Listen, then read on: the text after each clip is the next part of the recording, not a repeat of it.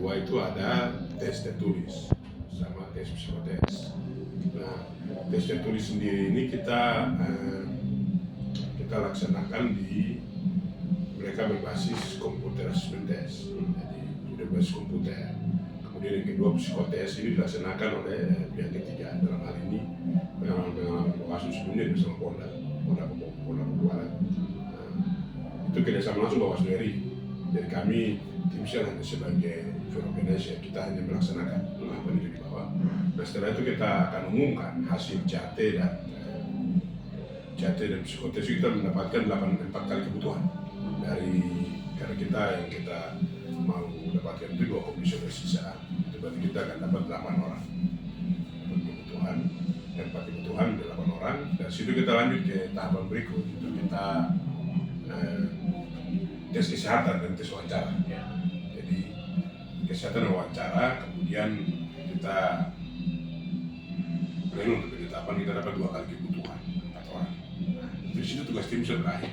Setelah 4 orang itu kita serahkan hasil seleksi kita yang 4 itu kepada Bawaslu RI untuk mereka melakukan fit and proper test.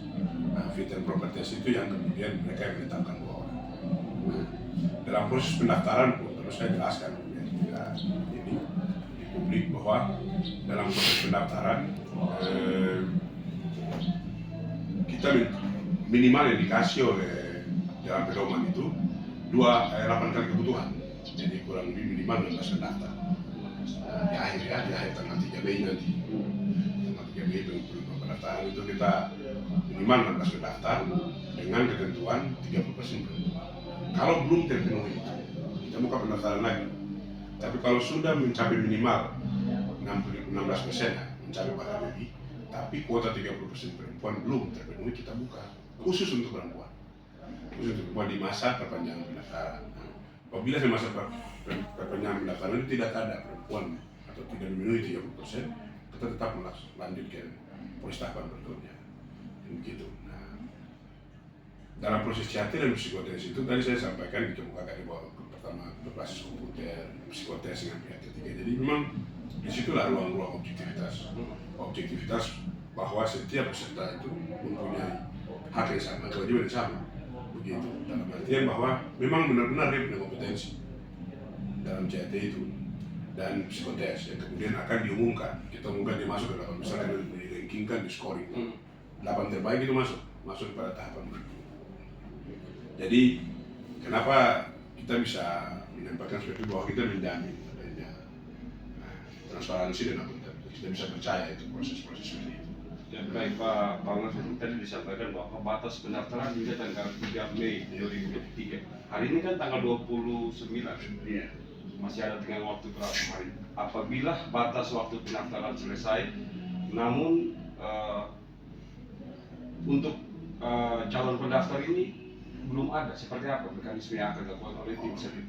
Ya, jadi pada saya kemukakan bahwa pengumuman pendaftaran itu sudah kita sampaikan sudah diumumkan pada tanggal 12 April. Nah, itu pengumuman pendaftaran. Penerimaan berkasnya tanggal 17 April mulai. Jadi sejak tanggal 12 itu sudah pengumuman pendaftaran sudah ada di laman Bawaslu maupun kita secara pribadi bisa kita coba share di web, berbagai WhatsApp group dan lain-lain.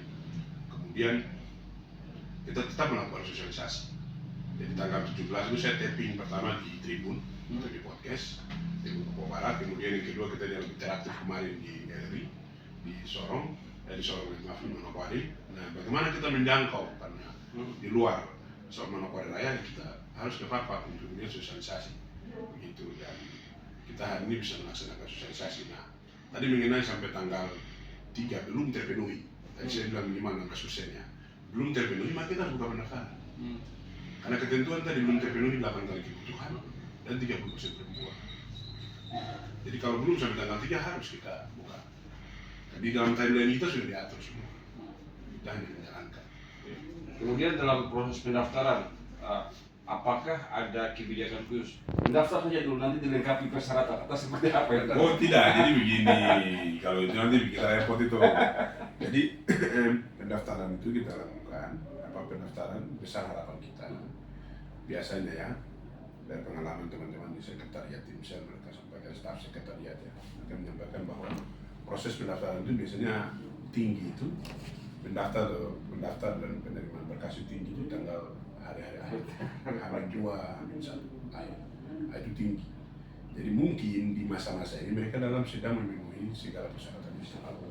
Nah, jadi besar harapan kita tanggal 2, tanggal 3 itu mungkin banyak yang daftar. Nah, tadi kalau sekarang sudah 3. Sekarang ini sudah 3. 3 itu 1 komisioner sekarang aktif komisioner KPU Pak Cenderung Retop ya, dari berita yang dikirim ke saya, terus 1 Pak Farli Refli atau siapa, dia komisioner KPU Manokwari. 1 semalam ini saya belum dapat profil, baru 3 orang itu laki-laki. Nah ini ya makanya kita juga sementara ini coba untuk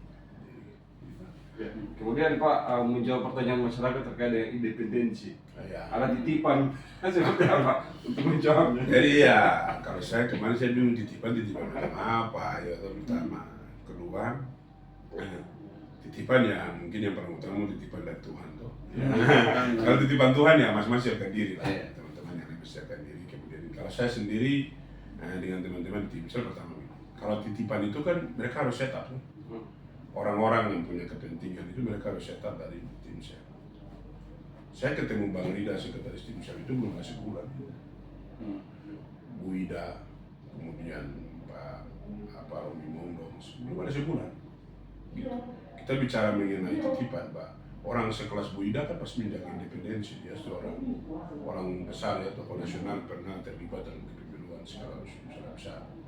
Begitu. Jadi itu hal-hal itu ya karena menjamin independensi, makanya tim sel itu tidak berasal dari internal Bawaslu, sekretariatnya saja berbeda.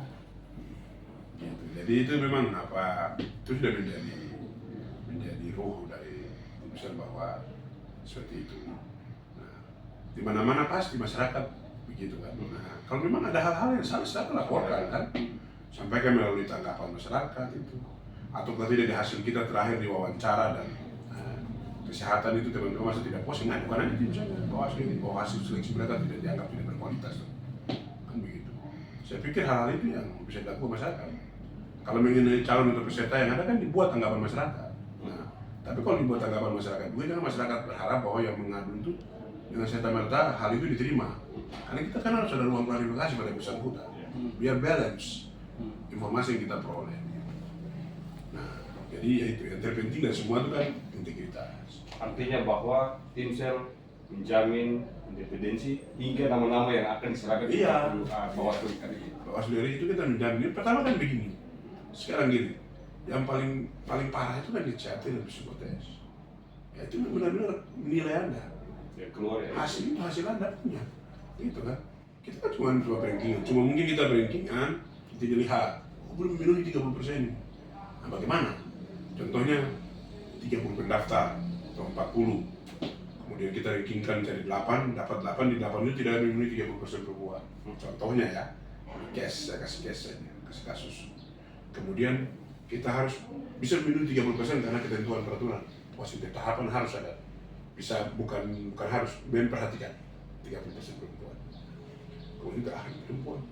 Kalau perempuan itu dia di angka urutan 9, 10, masih mungkin kan, karena pasti nilainya tidak terlalu berbeda jauh dengan di 8. Tapi kalau dia 12, 13, atau bahkan 20, kalau kita paksa kan sayang. Kita korbankan orang dari 9 sampai sekian jauh juga. Menurut saya itu tidak logis. Mau bisa ada kearifan atau pendekatan afirmasi, tapi pendekatan afirmasi kan seperti apa? Kita mau bantu Anda kalau Anda bantu diri Anda. Kan begitu. Makanya siapkan diri supaya Anda ada di 8, Anda ada di 4 gitu.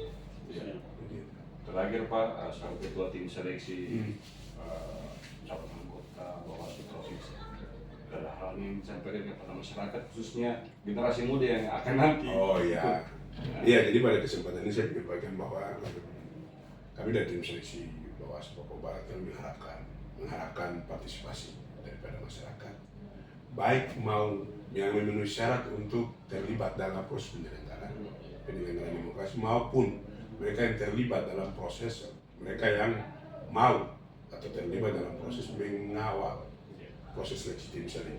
Saya harap itu yang paling penting, hingga hasil yang kita dapat itu memang benar objektif dan orang-orang yang punya pengetahuan yang cukup dan integritas yang baik, sehingga membantu dalam proses kita kerja. Karena kita tidak bisa juga dalam proses ini kita kok kalau mereka kerja cacat kan tim saya ketua tim saya orang Papua, berarti karya kerja saya tidak bagus ini, kalau 4 ini jadi 2 ini nggak bagus ini kan gitu. Nah jadi harus kita menjamin itu transparansi dan akuntabilitas bahwa kita tidak ada muatan tertentu, muatan lain selain memang benar-benar Anda punya kapasitas dan kompetensi untuk terlibat dalam pengelolaan pemilu. Oh, nah, setelah lagi berkaitan dengan sosialisasi yang sudah sampai ke kabupaten seperti Mataram ini, terus persyaratannya nanti kalau memang mereka ingin untuk mendaftar, berarti otomatisnya secara maya, ya. Terus untuk memastikan itu seperti apa? Iya, jadi untuk yang dimaksudkan dengan email itu begini. Email itu karena kita daerah Papua ini kan tidak daerah Papua khusus Barat ini kita tidak jangkau dengan tidak hanya dengan transportasi satu moda transportasi, topografi kita cukup sulit ya, transportasi sulit dan lain-lain, sehingga kita tim sel di pengumuman itu kita sampaikan boleh mendaftar dari email, tapi Anda mendaftar di email itu paling lambat tanggal 3 itu sudah ada di dalam email kita, tapi berkas fisik yang diminta itu tiga rangkap itu wajib dikirimkan. Nah, kenapa kita bilang lewat email? Supaya ada tengah waktu, contohnya gini, dari Fafa kirim tanggal 3 di email kita ada, berarti kan otomatis kita berpikir bahwa untuk menjangkau mereka kita harus buka perpanjangan masa pendaftaran supaya berkas mereka ini bisa terakomodir, kan begitu, kan seperti itu, sehingga balance gitu, karena mereka ini kan punya animo, mereka punya keinginan, ya kita bantu untuk mengakomodasi, itu aja sebenarnya, sehingga tidak kemudian saya sudah di email kenapa tidak dijawab gitu kan. Tapi kalau kau email di tanggal 4 ya jadi problem lagi. Tapi kalau kau email di tanggal 3, tapi kau harus bisa pastikan bahwa sebelum masa perpanjangan tutup itu barangnya masuk. Selain email ada solusi lain yang bisa hanya yang selama ini yang di pendaftaran itu 2 aja. You datang langsung daftar atau lewat email. Tapi lewat email tetap harus dokumentasinya fisiknya kan. Kalau lewat email kan scan aja tuh. Kalau scan kan bisa di mana-mana bisa. Makanya kita butuh dokumen fisik yang kita bisa uji legalitasnya. Begitu. Jadi seperti itu. Berarti hal ini sosialisasinya untuk pesertanya dari mana? Pesertanya itu pertama kita kan minta naung teman-teman di Bawaslu Kabupaten Papak ya, kemudian mereka yang tahu potensi yang mana yang kita bisa jangkau. Jadi kurang lebih ada 25 undangan yang disampaikan, dan itu dari kelompok pemuda masyarakat, LSM juga. Kan sementara ini mereka kan perpanjangan tangan dari untuk menyampaikan juga saya kalau kita mereka bisa menyampaikan, kemudian ibu yang tadi ya mereka bisa kita kawal. Siap. Tadi kritis juga itu. Bagus, saya suka itu.